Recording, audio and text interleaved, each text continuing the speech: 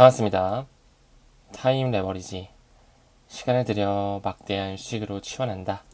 이제 새롭게 또 일과 시간으로 들어갈 때가 됐죠. 이제 추석 연휴가 끝났고요. 다시 일상으로 돌아갈 때가 온 것 같습니다. 어쩜 이렇게 쉬는 날은 빠르게 가는지 아쉬운 마음도 있는 것 같네요.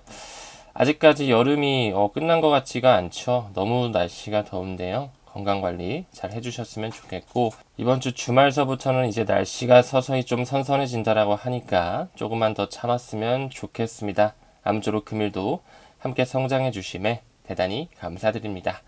천천히 들어가 볼까요? XRP 한국이라고 하면서 하나의 회사가 나오고 있어요. 이 썰피라는 하나의 회사가 나오고 있는데요. 이 썰피를 통한 결제 옵션으로 XRP가 추가됐다라는 게 나오고 있습니다.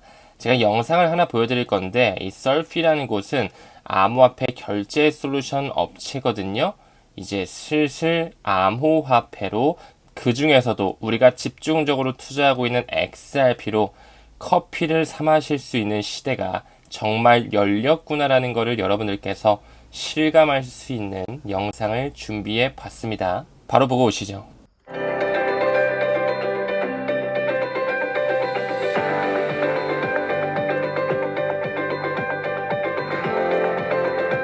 저 엑셀플 레저존에 있고요. 너무 기분이 좋은 것 같습니다. 정말 멋진 것 같아요. 제 이름은 성종환입니다. 웹3에서는 플레이어들도 새로운 가능성을 크게 봐주기 때문에 저는 되게 흥분을 가지고 창업하게 되었습니다. 썰피는 크립토 페이먼트 서비스인데요. 기존의 크립토 페이먼트 서비스와 다른 거는 어떤 그런 레거시 페이먼트 네트워크와의 연결 없이 P2P로 결제를 할 수 있게 만들어주는 서비스라는 점입니다. 크립토 결제 서비스를 준비하는 저희와 같은 팀에게 XRP 레저를 선택한 이유는 스케일러빌리티 이슈가 가장 컸던 것 같아요. 강남에 있는 카페에서 사람들이 마음껏 와가지고 XRP로 결제를 하고 커피를 사 먹을 수 있는 테스트를 시작했거든요. 사람들이 써보고는 기존 결제 시스템만큼 빠르고 편하다고 피드백을 주고 있어서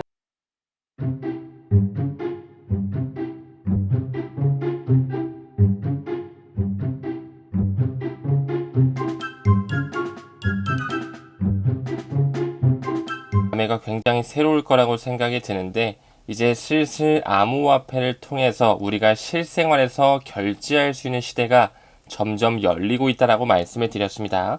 여행 숙박권이라든지 항공권은 과거서부터 리플로 결제가 됐었다라는 거, 그리고 페라리라든지 롤스로이스와 같은 그런 고급 외제차 같은 것도 비트페이라든지 캐나다를 기반으로 한 FCF페이를 통해서 코인으로 자동차 결제가 가능하다라고도 말씀을 드렸죠. 더 나아가 구찌와 같은 명품 의류라든지 액세서리 역시 이런 페이먼트 서비스를 통해서 코인으로 결제할 수 있는 시대가 열렸다. 지금 해외에서는 암호화폐 ATM 기계가 계속 활성화되고 있다라고도 말씀을 드렸고요. 이제 한국에서도 슬슬 XRP로 커피를 결제할 수 있는 시기가 우리 눈앞에 다가왔다라는 것을 확인할 수가 있습니다. 다음 기사 봤을 때 한 최고 분석가가 이런 얘기를 하네요. XRP가 $100에 도달할 것이라고 본인은 100% 확신한다 라고 이야기하면서, 그와 병렬적으로 비트코인과 이더리움에 대한 가격이 또 엄청나게 오를 것이라고 지금 이야기를 하고 있는데요. 제가 어제 영상에서도 말씀드린 것처럼 이 연구원이 말한 이 XRP의 가격은 이 스위프트의 시장 규모와도 직접적으로 연관되어 있다고 말씀을 드렸죠. 일일 거래량 약 5조 달러가 왔다 갔다 하는 그 거래액의 10%만 가져간다 한들 $100는 충분히 넘어갈 수밖에 없는 시장이 연출될 것이라고 말씀을 드렸습니다. 지금 그들은 계속적으로 토대를 마련하고 뿌리를 확장하면서 그들이 제시한 타임라인, 내년 11월 22일까지의 그 공존의 시기를 재확인했다라는 것을 다시 한번 전달드릴 수 있을 것 같네요. 그 부분의 일환으로 또 다른 암호화폐 전문가들도 지금 이렇게 바라보고 있죠. 이 스위프트 거래량의 일부를 차지한 이후에 디지털 자산의 잠재적 가격에 대해 의견을 밝혔습니다 라고 하면서, 또 새로운 전문가는 XRP가 스위프트 거래량의 10%를 차지했을 때 가격을 분석했고요. 이 크립토 탱크의 $100를 훨씬 넘는 네 자릿수까지 갈 수 있다라고 이야기를 하고 있네요. 즉 $100가 아닌 $1000까지도 갈 수 있다라는 포텐셜을 보고 있는 것이겠죠. 사실 이 XRP가 스위프트망 그 국경 간 결제 시장뿐만 아니라 파생 상품 시장이라든지 STO, Security Token Offering이라고 하는 이 주식 시장이라든지 자산의 토큰하죠. Real World Asset이라고 하는 RWA 시장에 캐파시티를 조금씩만 가져간다 한들 엄청난 수요의 증가로서 가격은 상승될 수밖에 없겠죠. 이 트위터를 미루어 보았을 때 글로벌 주식시장의 20%를 XRP를 통해 활용하게 된다면 리플의 가격은 223달러에서 439달러까지 올라갈 수 있다라는 분석을 내놓고 있는데요. 이 부분도 참고적으로만 좀 봐주시고요. 사실 뭐 XRP뿐만 아니라 그 기관의 채택을 받은 시가총액 상단의 친구들 엄청난 메가 펌핑의 시기가 점점 다가와지고 있습니다. 다음 기사 봤을 때 리플의 회장 크리스 라슨의 모습이 보여지고 있네요. 11년 만에 처음으로 5천만 개 정도의 XRP를 알 수 없는 지갑으로 이체했다라는 소식이 전해지고 있는데요. 여기도 보이고 있네요. 리플 공동 창업자 크리스털 라센이 XRP 토큰을 5천만 개 어디론가 알 수 없는 지갑으로 이체시켰다. 왜 그랬을까요? 이 부분은 뭐 정확히는 알 수는 없겠죠. 누군가의 매집을 위해 그들끼리의 유착 관계를 통한 전송일 수도 있을 것이고요. 혹은 리플사에 벌금을 내기 위한 그들의 이체일 수도 있겠고, 혹은 어떤 금융 세력에게 필요한 물량으로서 그들이 이체를 시켜준 것일 수도 있겠죠. 정확한 이유를 알 수는 없지만 익명의 주수로 이체했다라는 것, 그들끼리의 꿍꿍이가 무언가 발휘되는 느낌이 좀 보여지고 있습니다. 리플사의 초기 시점이었던 2013년 2월 이 크리스 라센의 지갑에 XRP 코인 5억 개를 이체받은 것으로 확인이 되고 있네요.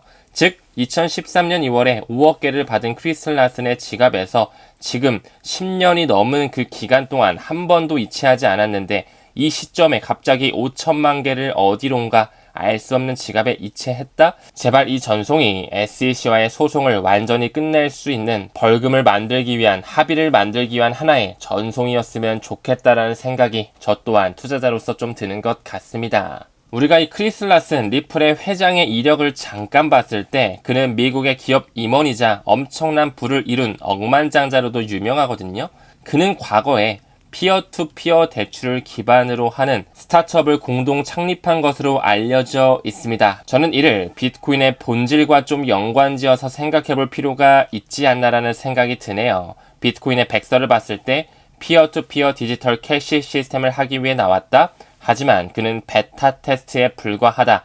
비트코인 베타 테스트 코인에 불과하다라는 말을 한번 말씀드린 적이 있었죠. 정말로 가치의 이동을 하기 위해서, 정말로 피어투피어 결제를 하기 위해서 나온 회사이자 생태계이자 그 코인은 XRP라고 말씀을 드렸고, 그 리플의 회장 크리스 라슨의 과거 이력을 봤을 때 이 피어투피어 대출을 기반으로 하는 이 론을 공동 창립했다라는 거, 뭔가 연결성이 좀 있어 보인다는 개인적인 생각이 좀 드는 것 같고요. 한 가지 더 조금 더 눈여겨볼 만한 그의 이력이 있다면 그는 시보스라고 불리는 이 스위프트의 주력 컨퍼런스와 같은 업계 행사에 이 연설자로 등장했다라는 거. 어떻게 한 스타트업 대표가 전 세계를 아우르는 그 50년 전통을 가진 스위프트의 주력 컨퍼런스인 시보스에 가서 연설을 할 수 있었는지, 또한 아메리칸 뱅커스와 같은 이런 출판물에 기사를 썼다라는 거, 이미 아메리칸 뱅커에서 리플을 국경 간 결제 솔루션으로 인용하고 있다는 것을 미루어 본다면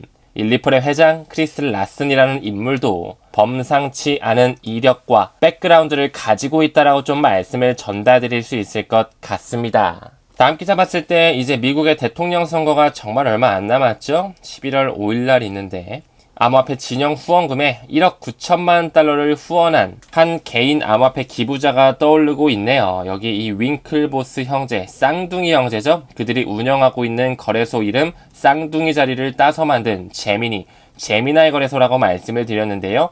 이 윙클보스 형제가 최대로 이 슈퍼팩이라고 하는 페어쉐이크에 기부를 했구나를 볼 수가 있습니다. 제가 항상 슈퍼팩을 통해서 지금은 이제 리플이라든지 뭐 서클, 코인베이스가 엄청난 돈을 넣고 있다라고 했는데 이 개인적으로 이 윙클보스 형제들도 큰 막대한 자금을 넣고 있네요. 근데 우리는 이 대목에서 이 윙클보스 형제들이 이끌고 있는 제미나이 거래소가 그들과 연루되어 있다는 것을 반드시 알고 넘어가야 됩니다.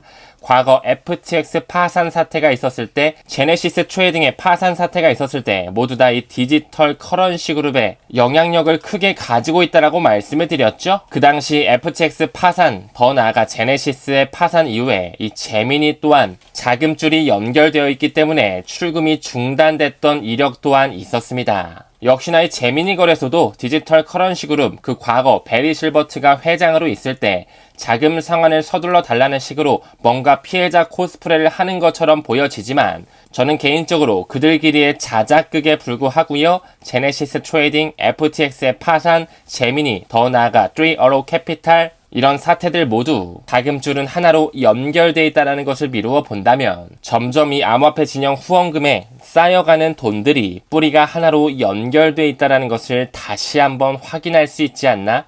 이런 생각을 좀 가져가는 것 같습니다. 이 방금 언급드렸던 이 슈퍼팩 페어쉐이크가 과연 무슨 단체냐? 간단하게 말씀드려서 이 슈퍼팩은 미국에 무제한 정치 자금을 기부하는 하나의 단체구나. 지금 여기에 리플이 2,500만 달러를 2번이나 기부해서 총 5천만 달러를 이미 후원을 완료했고요. 그 이외에 윙클보스 쌍둥이 형제들 앤드리슨 호로이치의 대표죠. 마크 앤드리슨, 더 나아가 코인베이스와 서클과 같은 이런 업계들이 계속적으로 지지를 하고 있다? 코인베이스의 CEO가 한 얘기가 다시 한번 좀 떠오르네요. 누가 되든 상관없다라는 말, 암호화폐를 받아들일 수밖에 없는 친암호화폐 의회, 정부가 출범될 수밖에 없다는 말, 저는 이미 기정사실화라고 생각을 합니다. 방금 언급드렸던 앤드리슨 호로이치라고 불리는 A16치 다시 한번 나오고 있죠. 이 암호화폐 로비 단체 슈퍼팩 페어쉐이크에 이들 또한 4,700만 달러를 기부하면서 정치권 입김이 점점 세지고 있는 게 눈에 보이고 있습니다. 이 앤드리슨 호로이치뿐만 아니라 리플과 코인베이스 다시 한번 어깨를 나란히 하는 것을 볼 수가 있죠. 한 번 더 나가서 이 앤드리슨 호로이치 같은 경우는 리플의 초기부터 엔젤 투자자 역할을 해왔다라는 거, 더 나아가 펜타라 캐피탈 역시 왜 리플의 초기부터 막대한 자금을 투자했을까요?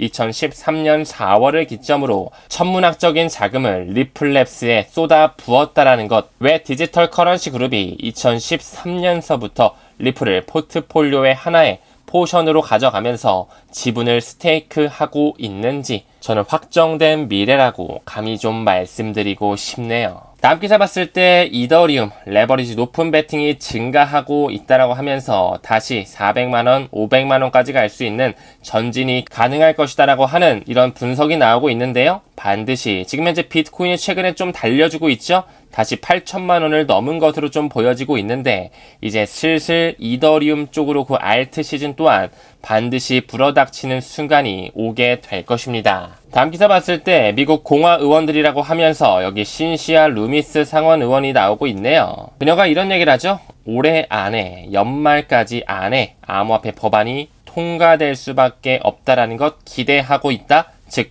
FIT 21 법안이 완전히 통과가 되면서 SAB 121, SAB 121이라고 하는 그 회계 지침 또한 반드시 폐지가 되면서 암호화폐를 받아들이는 스탠스 굉장히 급격하게 빠르게 연출되는 시기는 조만간이라고 좀 생각을 합니다. 다음 기사 봤을 때 서클사가 브라질 그리고 멕시코 은행과 USDC 통합을 발표하고 있네요. 이 서클사는 골드만삭스의 출자 회사라고도 말씀을 드렸죠. 그 뒷배에는 블랙록과 피델리티, BNI 멜론과 같은 미국의 금권 세력들이 모두 달라붙어 있다라고 말씀을 드렸는데요. 과거부터 이런 말씀을 드렸었던 것 같아요. 서클사가 암호화폐 거래 지원하는 이 브라질의 최대 핀테크 은행이죠. 누뱅크와 파트너십을 체결했다라는 거. 이제 이 브라질뿐만 아니라 멕시코 시장까지 USDC에 통합을 하면서 점점 이 서클사의 영향력이 커져가고 있는 게 눈에 보이실 것입니다. 이 누뱅크는 라틴 아메리카에서 가장 큰 핀테크 은행이라는 것을 다시 한번 좀 말씀드릴 수가 있고요. 근데 우리는 이 누뱅크라는 회사 뒤에 어떤 쩐주가 또 붙어 있는지 확인할 필요가 있었죠. 투자의 귀재라고 불리는 워렌 버핏 역시 리플의 회원사인 누뱅크에 5억 달러 이상을 투자하고 있었다라는 것, 즉 워렌 버핏이 이끌고 있는 버크셔 해서웨이를 통해 리플 네트워크에 직간접적으로 투자를 단행하고 있다라고 볼 수가 있겠죠. 그리고 더 나아가서 점점 확장되고 있는 서클의 생태계가 이제 XRP 레저의 생태계까지 추가할 가능성을 계속 열고 있다라는 거. 지금 현재 스텔라 루멘 위에는 이미 올라가 있지만 반드시 XRP 레저 위에도 올라갈 수밖에 없는 시기 또한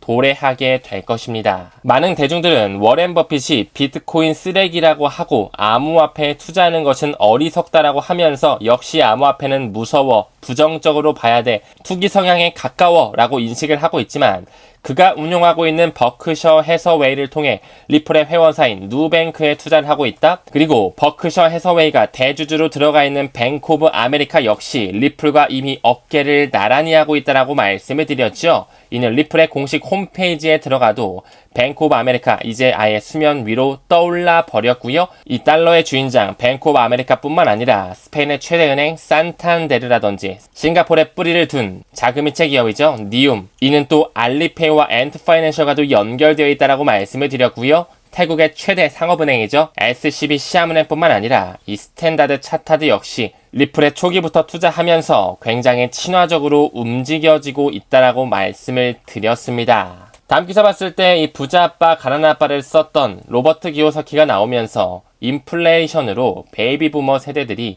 은퇴를 포기하고 재취업을 준비하고 있는 사람들이 많아지고 있다. 비트코인과 같은 진짜 돈에 투자해야 될 시기가 다가오고 있다라는 것이겠죠.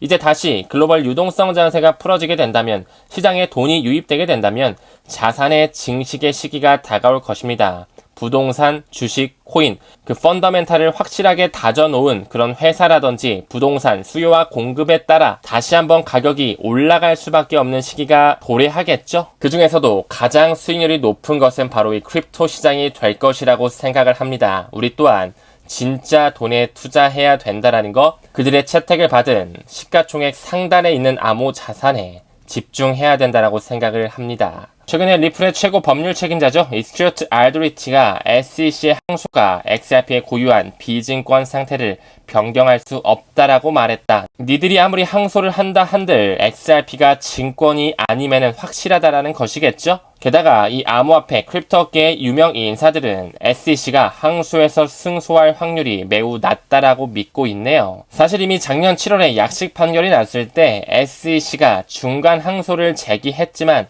토레스 판사는 이를 기각했었던 이력이 있었죠. 아직까지 항소를 할 것이냐 말 것이냐 확실한 스탠스는 보이지 않고 있지만 리플의 시에로가 이야기하는 것처럼 어차피 증권이 아니면은 틀림없고요. 항소를 한다 한들 SEC가 이길 확률은 굉장히 희박하다라는 것을 미루어 본다면 분위기는 리플사 쪽으로 기울일 수밖에 없는 시기 또한 우리 앞에 펼쳐지게 될 것입니다. 우리는 현재 항소 이슈로서 일일비할 것이 아니라 리플의 비전, 그 인터넷 오브 밸류라고 하는 가치의 인터넷을 하기 위해 이미 스위프트와 공존하고 있다라는 거, 경쟁 관계가 아닌 협력 관계라는 걸 반드시 인지해 주셨으면 좋겠습니다. 이 영상이 나갈 쯤이면 금리 인하가 이미 단행이 됐겠죠? 이제 슬슬 그들이 유동성을 활용해서 끌어올리는 시기가 도래하게 될 것입니다. 세 번째 반감기의 사이클이었던 20년도, 21년도의 패턴과 함께 미루어 보더라도 이제 브레이크아웃 시기를 지나서 상방으로 슈팅이 나올 때가 임박했다라는 거 천천히 지켜보시면서 꾸준하게 가치 투자 이어가 주셨으면 좋겠습니다. 금리를 50bp 내려서 조금 시장이 출렁인다 한들 어차피 방향은 우상향으로 정해져 있다라는 것 명심하셨으면 좋겠고요. 금일 영상도 시청해주시면 대단히 감사드립니다. 우리는 모든 면에서 점점 더 좋아지고 있습니다. 감사합니다. 성투합시다.